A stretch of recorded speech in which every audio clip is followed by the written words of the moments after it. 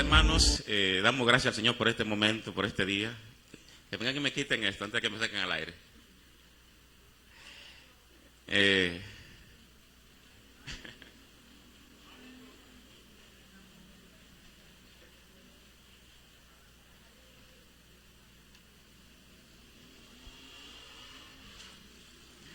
Amén. Ahí está nuestra hermana Mercedes Torres. ¿Dónde la vi por ahí, Mercedes? ¿Dónde está Mercedes? Allá atrás. Y bueno, ya mencionaron algunos hermanos que están con nosotros y amigos, visitas. Yo espero que se sienta bien en este lugar, se sienta como en su propia casa, mejor que en su casa. No podemos dejar de mencionar la condición de nuestra nación. Estamos en luto. Primero fueron 3 días de duelo nacional, la bandera flotando a media asta. Y luego 2 días más, 3 días más. Yo cuando me levanté el martes en la madrugada, en la mañana, siempre acostumbro levantarme temprano a mi tiempo de oración, y viendo algo veo que dice que hay un artista que está bajo los escombros. Digo, ¿bajo los escombros? ¿Cómo así? Después veo la noticia y veo lo que pasó. Primero nos dijeron que habían 13 muertos. Bueno, 13 muertos es mucho, la suma es alta, ¿verdad? Pero cuando eso fue subiendo a los 50, decía la gente, es que va a llegar a 100, porque ahí habían 800 personas. Y bueno, no solamente llegó a 100, pasó de 100 y pasó de 200. Todas las clases sociales del país fueron afectadas. La clase artística, la clase política, los deportistas, los empresarios, en fin, la clase gubernamental, una gobernadora que murió, habían diputados allí, en fin. Mientras daba la noticia, yo estaba pensando en que pasó algo similar a lo del 9/11, era algo parecido, lo de la Torre Gemela. Ya han catalogado la tragedia como la mayor tragedia del siglo en nuestra nación. Lo importante es que a través de eso Dios está hablando a su pueblo, está hablando a la iglesia, nos está hablando a nosotros. Pero tristemente dice la Biblia que en muchas maneras Dios habla, pero la gente no entiende. Ojalá que entendamos. Gracias a Dios, algunas personas tuvieron un tiempecito para arreglar su vida con Dios.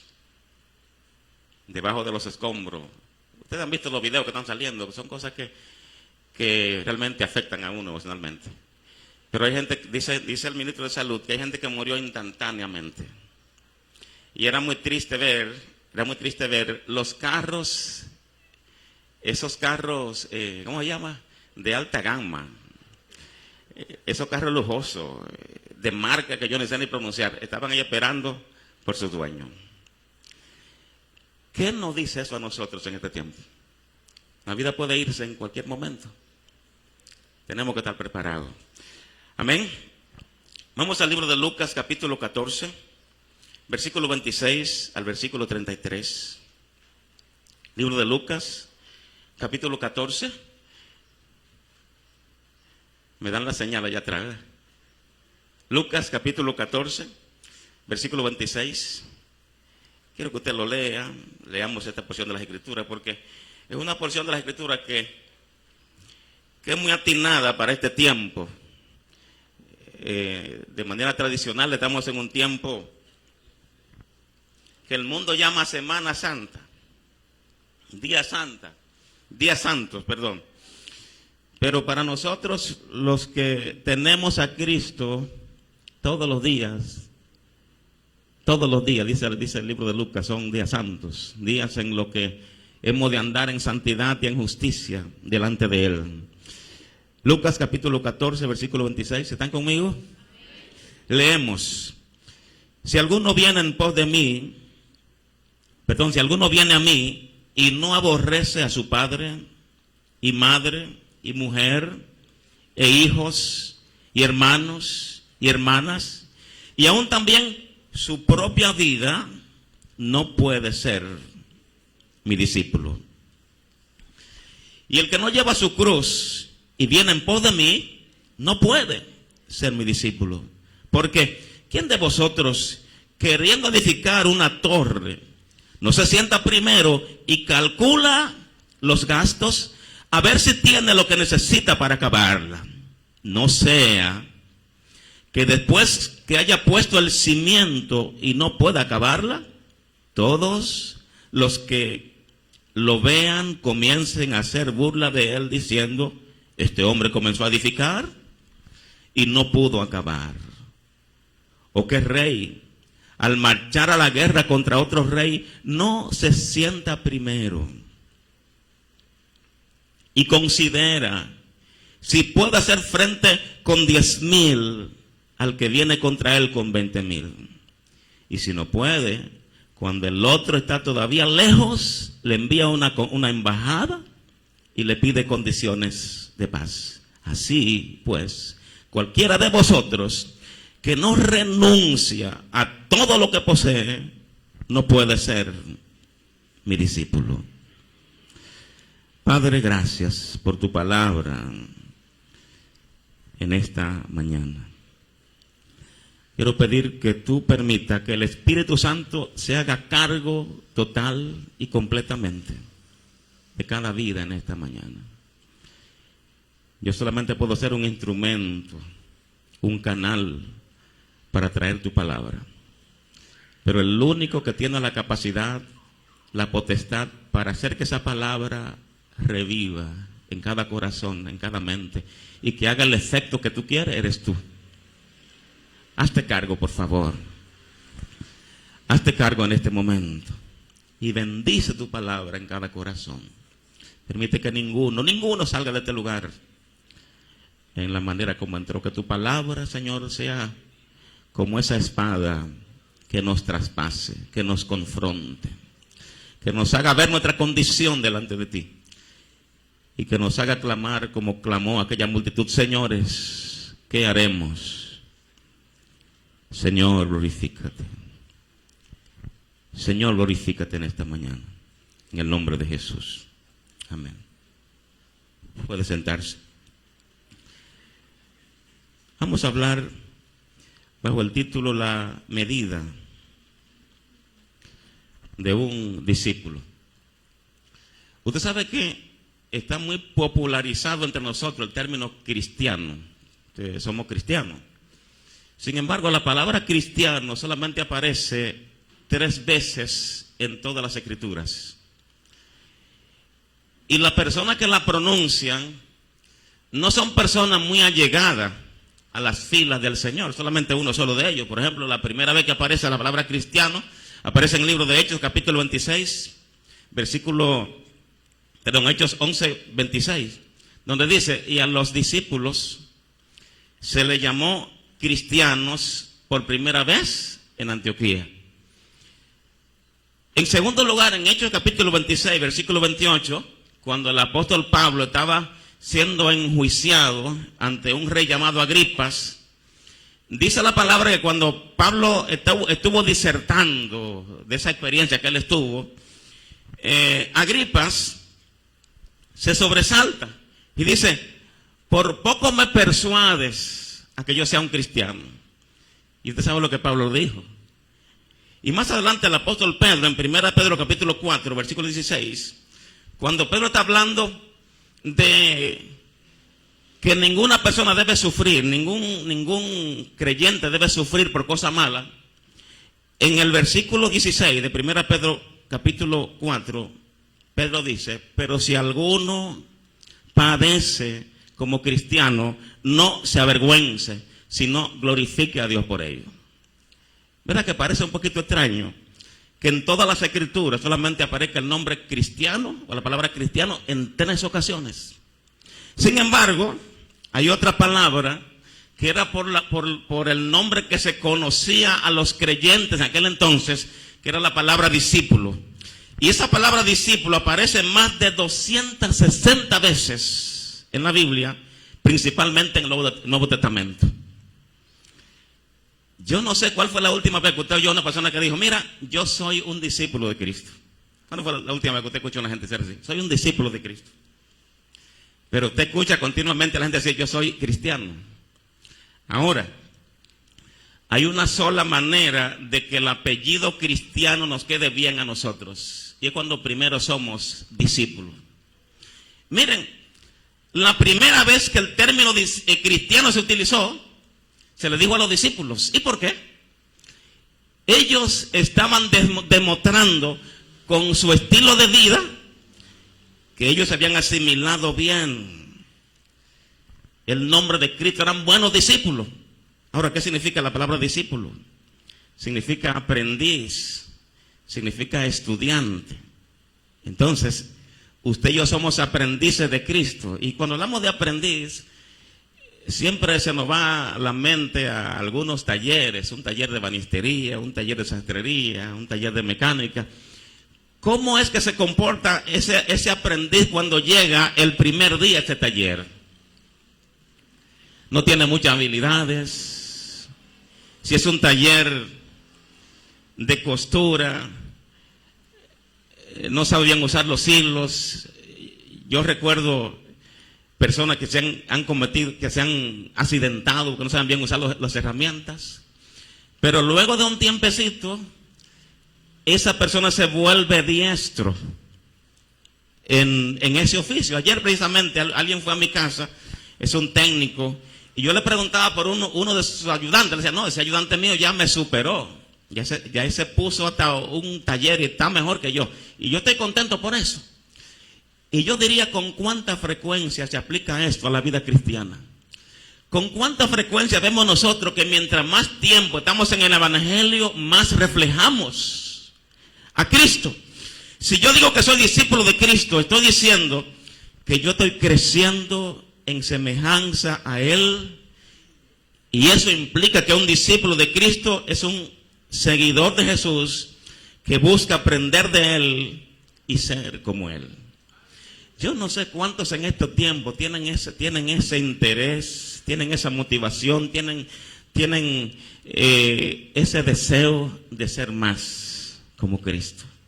Miren, ese fue siempre el deseo de los discípulos. Es verdad que en estos tiempos esa palabra cristiano como que ha sido un poquito diluida, porque en estos tiempos ya casi cualquiera dice que es cristiano. Pero no cualquiera es un discípulo. Y debo recordarle, si nosotros queremos que el nombre de cristiano nos quede bien a nosotros, primero tenemos que ser discípulos de Cristo. Y ojalá que usted comience a cambiar ese nombre. Usted comience a decir, no, yo soy un discípulo de Cristo, soy un aprendiz permanente, porque yo quiero ser como Él. A los primeros discípulos se les llamó cristiano, no porque ellos lo decían, ellos no tenían un altoparlante, no tienen una camiseta que decía yo soy cristiano. Porque la gente en Antioquía reconoció que ese grupito selecto eran discípulos de Cristo. Ellos, el tiempo que duraron con el maestro, lo aprovecharon muy bien. Ese tiempo que duraron con Jesús lo aprovecharon muy bien. Y ellos reflejaban a Cristo.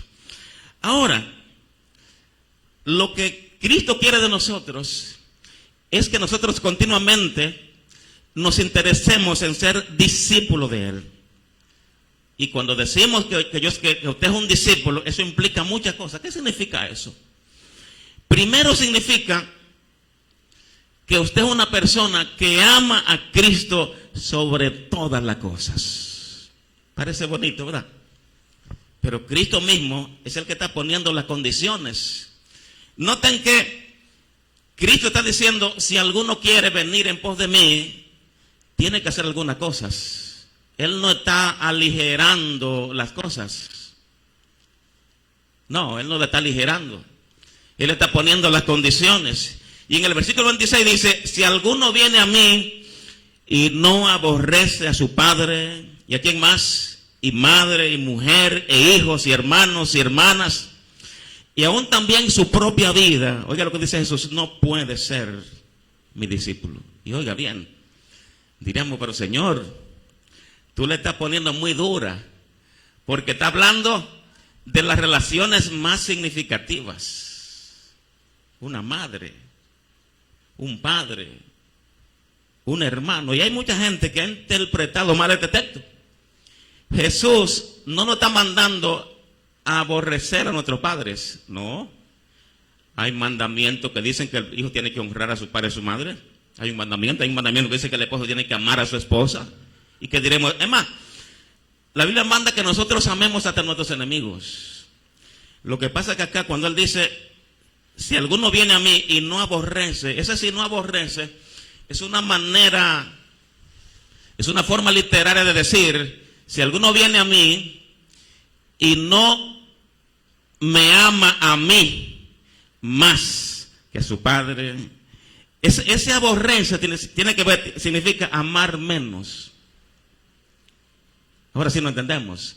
Usted tiene que seguir amando a sus padres, pero Cristo dice, yo fui que morí por ti. Y no puede haber nada en la vida que me supere a mí. Cristo sobre todas las cosas. Y yo creo que una de las desventajas del cristianismo en el día de hoy es que Cristo no es lo fundamental. No hay un compromiso completo con Cristo.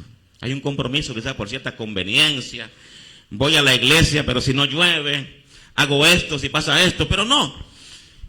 Cristo está diciendo, yo debo ocupar el primer lugar en su vida. De lo contrario, usted no puede ser mi discípulo. Y sabe que eso incluye que usted desarrolle una relación personal con Él a través de la oración, a través de la adoración, a través de su intimidad con Él. Pero también ese compromiso que exige Cristo implica cargar su cruz. Y esto es muy, muy oportuno en este tiempo, porque ahora mismo en este tiempo no es difícil encontrar una persona en una procesión cargando la cruz. Esta cruz que está aquí no es la cruz que la gente está cargando en estos tiempos, no es una cruz de madera. Y no es una cruz que se carga solamente en alguna época del año. ¿Cuándo es que tenemos que tomar la cruz? Todos los días. Entonces, ese compromiso implica eso. Y esa cruz es la cruz de la renuncia. Cuando usted renuncia a la cosa que usted quiere, a la cosa que usted ama, por agradar a Dios, usted está cargando esa cruz.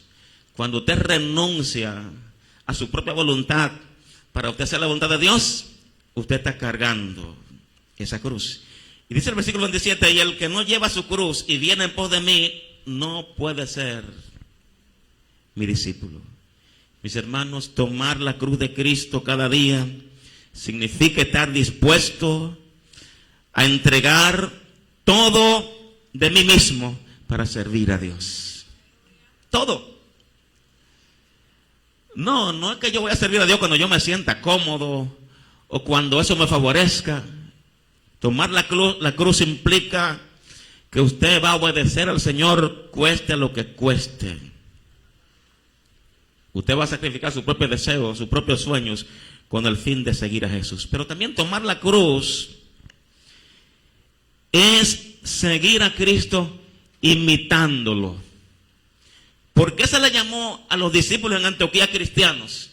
Porque ellos se dispusieron a imitar obedientemente a Cristo como su máximo jefe. Siempre que nosotros nos disponemos a imitar a Cristo, a hacer su voluntad, a hacer la cosa como Él dice, eso no va a pasar inadvertido. La gente va a reconocer, hay algo diferente en ese hombre, hay algo diferente en esa mujer. Eso pasó con los discípulos en Antioquía. La gente lo asoció directamente con Cristo. Y es nuestra oración que Dios nos haga a nosotros ese tipo de discípulos. No un cristiano ocasional. No un cristiano cuando las cosas me convienen. No un cristiano cuando estoy en aprieto o cuando necesito la oración. Que yo pueda comprometerme a vivir completamente en la presencia de nuestro Dios. Y oiga bien, si cualquier líder político se atreve a decir lo que Cristo dijo, se queda vacío. Porque las condiciones que está poniendo no son condiciones tan fáciles. Y mire lo que significa también. Mire el versículo 33. Así pues cualquiera de vosotros que no renuncia a todo lo que posee, no puede ser mi discípulo. Si usted está aferrado a algunas cosas más que a Cristo, usted no es discípulo de Cristo. Y por eso es que mucha gente en estos tiempos como que han aligerado la carga, han aligerado la cosa, han aligerado las exigencias. Bueno, para que la gente venga, vamos a aligerar las cosas. Vamos a decir, como dijo un legislador en un tiempo, no se preocupen, entren todos. Y no voy a decir lo otro, Pero Cristo no está aligerando las cargas. Él dice, bueno, ahí están las condiciones. Si usted quiere, si usted desea ser uno de ese grupo mío, de ese grupo de mis discípulos, tiene que hacer tal y cual cosa. Usted sabe que muchas veces cuando tenemos ya mucho tiempo en el Evangelio, como que se nos olvidan las exigencias de Dios. Y creemos que el Señor ya comenzó a rebajar las exigencias. Pero miren, Él continúa con su estándar alto. Él dice, si alguno quiere venir en pos de mí, niéguese a sí mismo y tome su cruz cada día y sígueme. Entonces un discípulo es aquel que está comprometido con Cristo. Comprometido completamente con Él. Antes que estar comprometido con su esposa, está comprometido con Cristo. Hay un hermano que yo conozco que él se comprometió con Cristo. Su mamá, una señora ya bien mayor, vivía en la casa de él. Su madre, en el frente de su casa, edificó una pequeña casita y ahí puso un altar. Dice el hijo, esa es mi casa. Yo sé que eso está violentando las normas divinas. Y él dice, estoy como entre la espada y la pared. Pero al fin y al cabo él dice, bueno, yo debo, mi amor por Dios tiene que ser mayor que mi amor por cualquier cosa en la vida. ¿Cuántos creen que es así? Sí, el amor por los hijos, el amor por la esposa, el amor tiene que ser, el amor por él tiene que ser el amor a Dios por encima de todo. Y ese hijo con dolor de corazón vino y habló con su mamá y le dijo, mira, nosotros tenemos que quitar eso de ahí. Porque yo veo en la Biblia que eso no es correcto. Y él cogió la mandarria. Ahí estaba la madre viendo las acciones del hijo. Decía la madre, con cada mandarriazo que él daba, es como golpear mi corazón. Pero si nosotros estamos enlistados como discípulos de Cristo, no tenemos otra opción. ¿Sabe lo que dice la Biblia? No todo el que me dice, Señor, Señor, entrará en el reino de los cielos, sino el que hace la voluntad de mi Padre que está en los cielos. Oiga lo que el texto dice. El texto dice, los católicos, ¿sí o no? Los evangélicos. ¿Qué es lo que dice? El que hace la voluntad de Dios. Y cuando tenemos esa voluntad de Dios expresada en la Biblia, mire, es peligroso que usted juegue con eso. Aunque le duela a quien le duela, usted escogió servir al Señor. Ahora, hay un segundo compromiso del discípulo. Y es que el discípulo de Cristo está comprometido a amar a sus hermanos. Oiga, mire cómo comienza primero. Un compromiso inquebrantable con Cristo. Por encima de todas las cosas. Yo debo honrarlo a Él. Yo debo quedar bien con Él. Yo debo agradarlo a Él. Muchas veces queremos agradar a otras personas. Me encontré con un amigo hace un tiempecito que lo conocí en el Evangelio. Llegó a los pies de Cristo. Y luego lo veo militando en otro grupo. Yo le digo, ¿qué fue lo que te pasó? Lo que pasa es que mi mamá, antes de morir, me dijo que ella quiere que yo ella quería que yo regresara a mi iglesia. Y yo digo, y es lo que diga, porque en cuanto a la salvación, quien tiene la última palabra no son nuestros familiares. ¿Quién es el que salva? Entonces usted tiene que hacer las cosas como Cristo dice. Yo la quiero mucho, mi madre, pero en este sentido no puedo obedecerle. Dice la Biblia que una de las marcas del discípulo es que el discípulo ama. Y cuando el discípulo ama a sus seres queridos, a sus hermanos, entonces el mundo va a entender que realmente usted es un discípulo. Juan 13:35, de este modo todos sabrán que son mis discípulos si ustedes se aman los unos a los otros. Y a mí me encanta la manera como el Señor dice que tenemos que amarnos. Miren lo que dice 1 Corintios capítulo 13. Habla de un amor que no se irrita, que no se envanece, que no tiene envidia, un amor que no busca lo suyo. Sí, usted como discípulo tiene que demostrar ese tipo de amor. Y en Romanos 12 habla de que el amor se hace sin fingimiento. Habla de amarse unos a otros con amor fraternal en cuanto a honra, prefiriendo los unos a los otros. Es ese tipo de discipulado, tipo de creyente que Dios quiere en este tiempo para transformar al mundo. Pero no será posible que nosotros amemos a nuestros seres queridos, amemos al mundo, amemos a las personas si no estamos conectados con nuestro Dios. Recuerden que los discípulos de Cristo, ellos asimilaron el estilo de vida de Cristo. Y lo asimilaron. A tal punto que cuando a ellos lo maldecían, ellos bendecían. ¿De quién lo aprendieron? ¿Recuerdan en Hechos capítulo 7, capítulo 8, cuando apedreaban a Esteban? Que él alzando su mano al cielo dice: Señor, no le tomes en cuenta este pecado. ¿De quién lo aprendió? ¿De quién estamos aprendiendo nosotros? Si somos discípulos, ese discipulado tiene que afectar todas las áreas de nuestras vidas. En toda nuestra manera de vivir tenemos que comportarnos como Cristo se comportó. ¿Y saben qué? En estos días, cuando la gente está un poquito sensible porque le presentan la pasión de Cristo, le presentan ciertos documentales, pero usted y yo estamos llamados a recordar a Cristo, no solamente en una época de la vida, sino continuamente. Él es nuestro Maestro y Señor. Cuando nosotros nos comportamos así, donde quiera que vayamos, entonces damos la gloria a Dios. Cristo dijo que un discípulo es aquel que permanece en su palabra.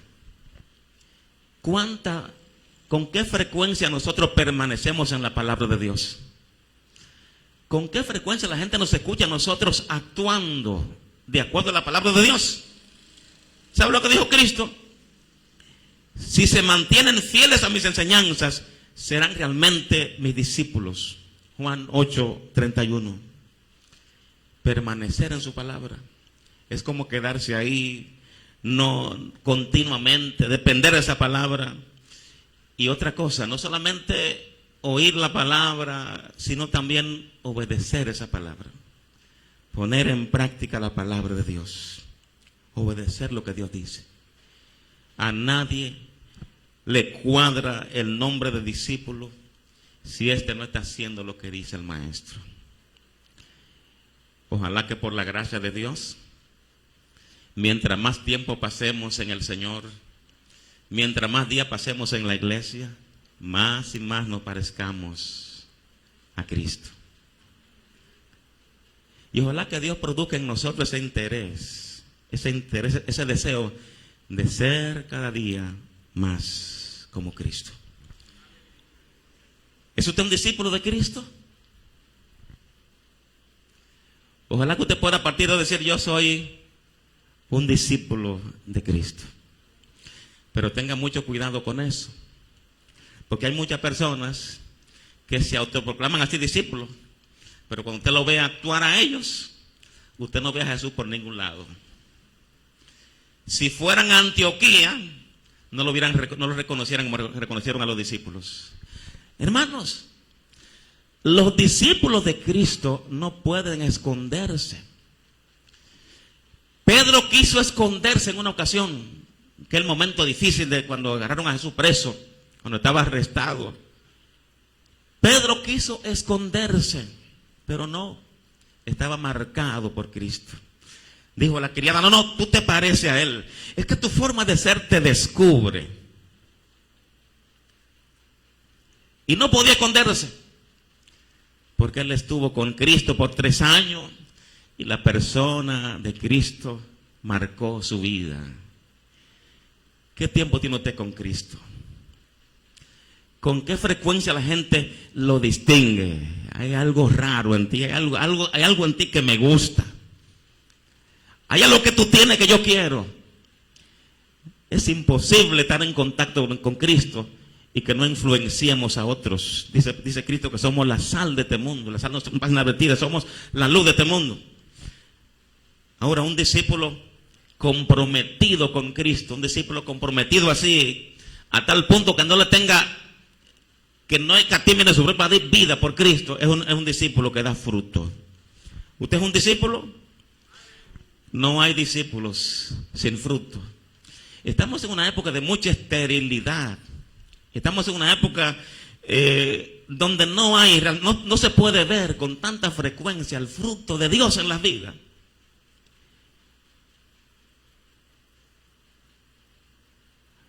¿Usted sabía que en la catástrofe del martes en la madrugada habían cristianos allí? ¿Sí? No quiero meterme en esas áreas porque realmente estamos muy sensibles en el país. Pero creo que el gran problema de nosotros en este tiempo es que no entendemos nuestro compromiso con Dios. No lo entendemos. Y por eso es que muchas veces tenemos una vida doble. Estamos aquí y estamos allá. Porque no entendemos que por encima de toda la cosa, nosotros servimos a un Dios todopoderoso que nos exige una entrega total y sin reservas. Si somos discípulos de Cristo, es imposible que seamos estériles. En la Biblia por lo menos se nos habla de 4 frutos que debe dar el discípulo. Número 1, el fruto del Espíritu, tiene que ver con el carácter. Gálatas capítulo 5 habla de una serie de características que indiscutiblemente debe producir una persona si está conectada a Cristo. Amor, gozo, paz, paciencia, benignidad, bondad, fe, mansedumbre. Eso tiene que producirlo. Y ese es el carácter. Lamentablemente, muchas personas no pueden exhibir esta credencial del fruto de Dios en su vida. Y si lo exhiben es un fruto escaso, un fruto ocasional. Pero Dios nos puso a nosotros para que vayamos y llevemos mucho fruto, fruto abundante. Pero también hay otro tipo de fruto, frutos de labios.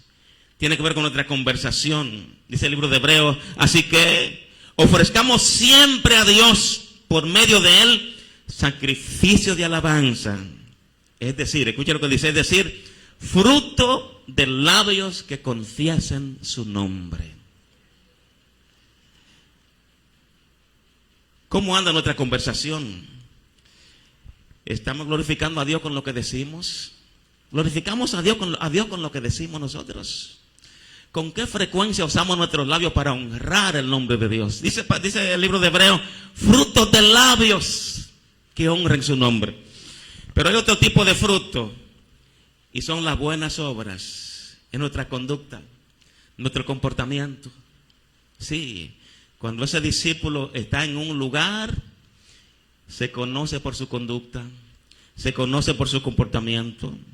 Dice el apóstol Pablo, para que andéis como es digno del Señor, agradándole en todo, llevando fruto en toda buena obra y creciendo en el conocimiento de Dios. Colosenses 1:10.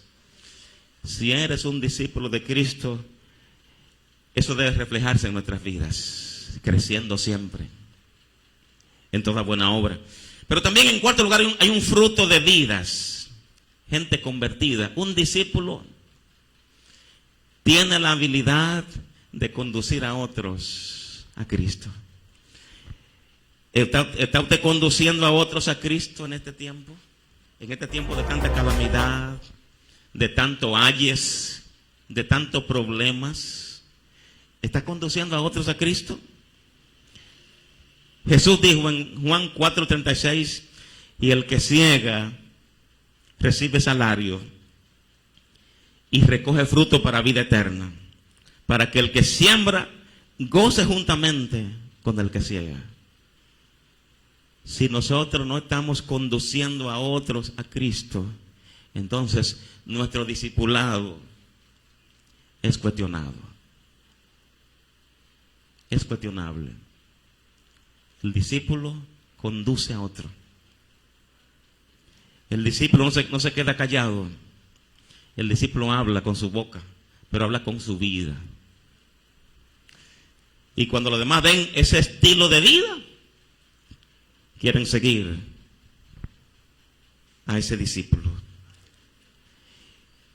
¿Es usted un discípulo de Cristo?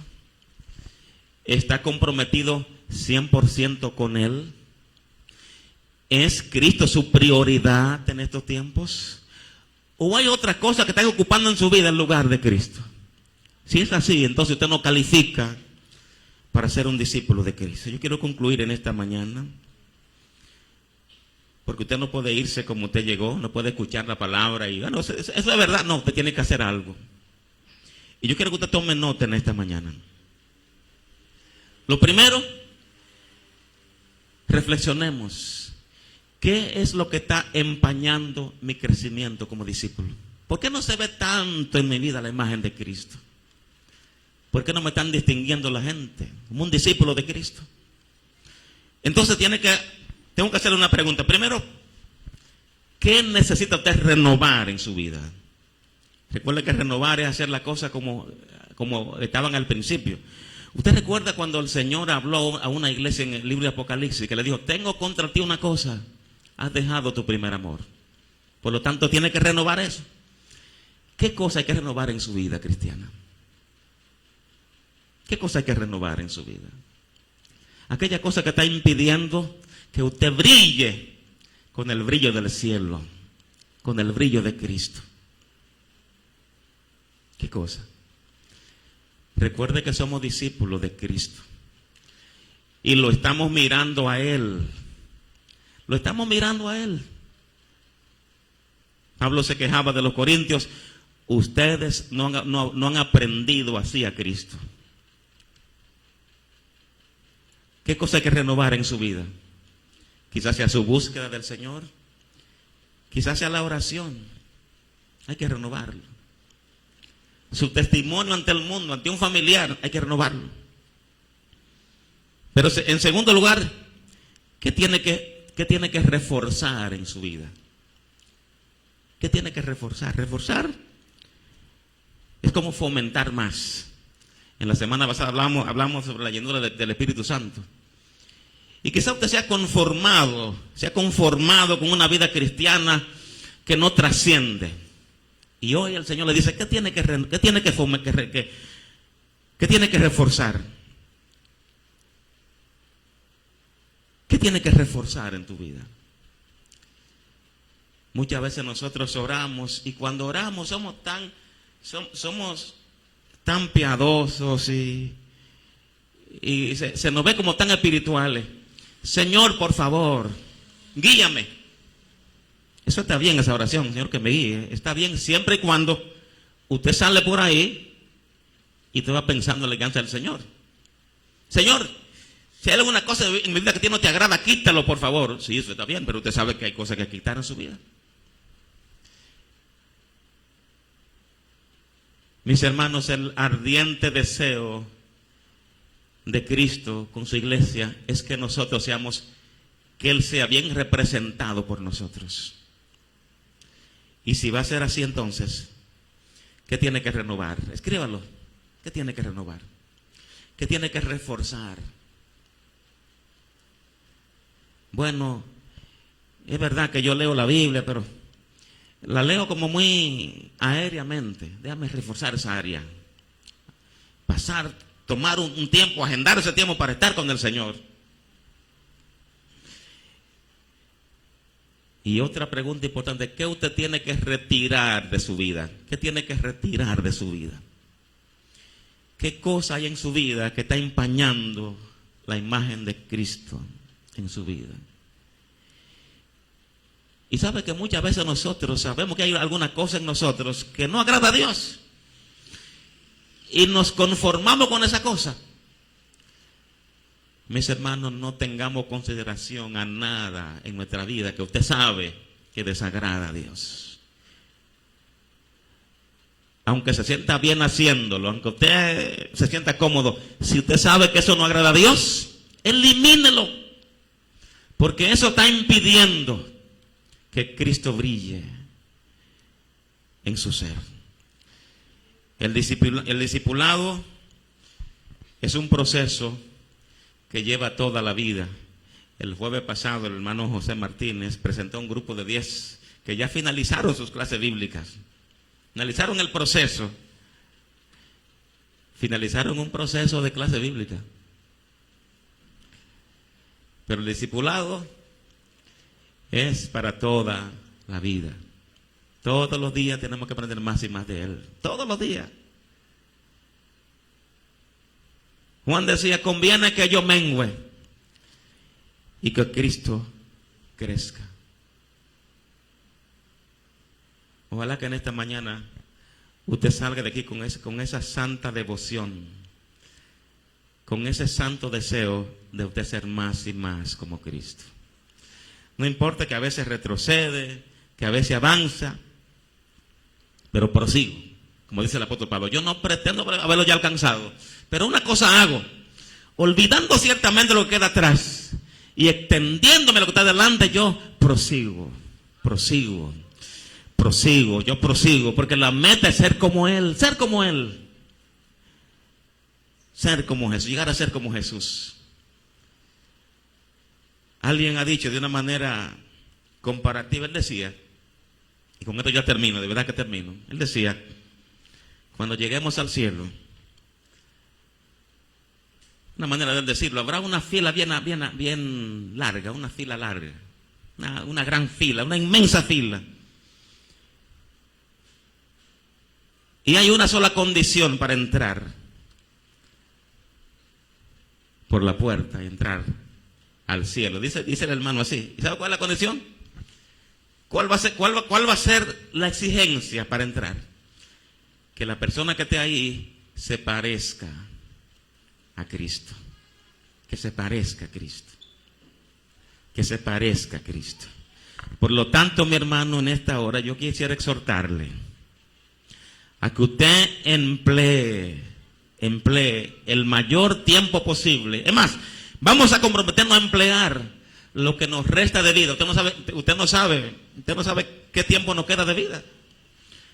Están apareciendo videos de cómo la gente llegaba a ese lugar el martes. Llegaba con todo su, ¿cómo fue que me dijo un hermano? Con todo su swing. Llegaban esa gente. Presentaban ese video. Ellos no sabían que era su último día, su última noche.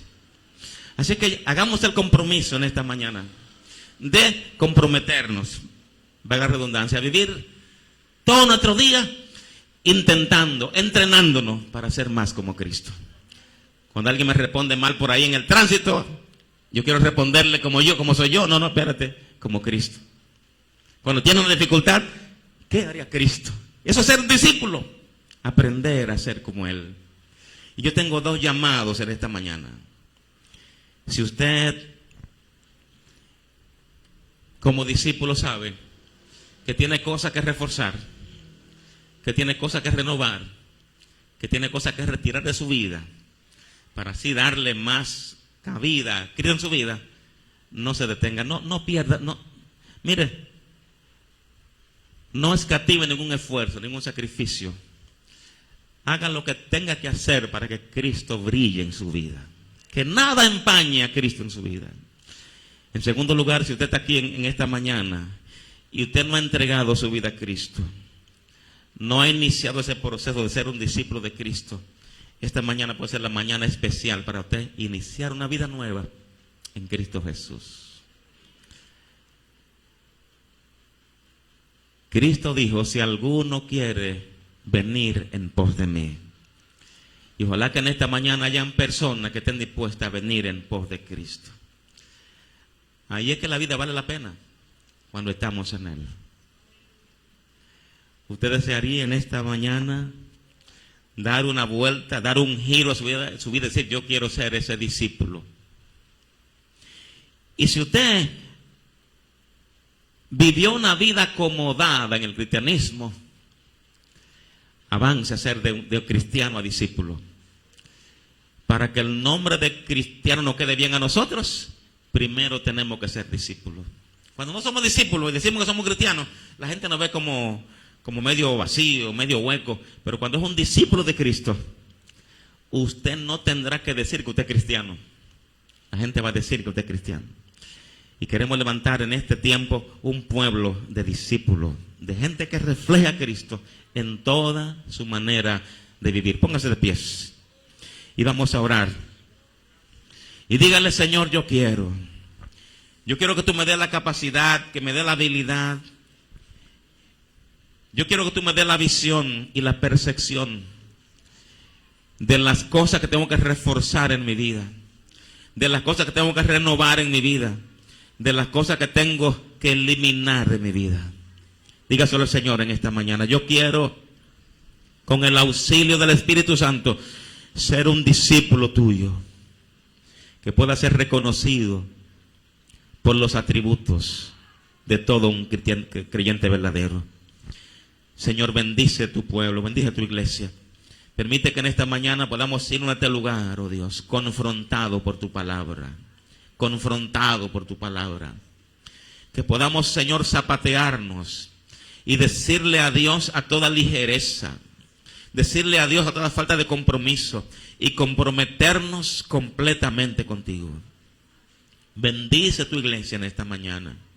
Bendice a aquellos que nos escuchan, que nos ven a través de las redes. Si alguno viene a este lugar enfermo, Padre eterno, yo quiero clamar en esta hora para que tú sanes, a los enfermos. Mira lo que están quebrantados de corazón. Mira nuestra nación, nuestro país, Señor, que vive un duelo, que vive un luto reciente. Quiero pedirte en esta hora, Padre eterno, que tu brazo de amor, que tu mano poderosa se extienda a esos corazones quebrantados por la falta de un ser querido. Glorifícate, Señor. Glorifícate, Señor. Padre, bendice nuestra iglesia, bendice esta comunidad. Permite que salgamos de este lugar con el compromiso de ser discípulos tuyos. El compromiso de renovar nuestra condición de aprendices, de alumno tuyo. Pedimos que nos guíe a nuestros hogares y a cualquier lugar donde vayamos bajo la dirección y el cuidado tuyo. Padre, gracias. En el nombre de Jesús. Amén. Amén. Dios le bendiga. Estamos despedidos. Salude a su hermano.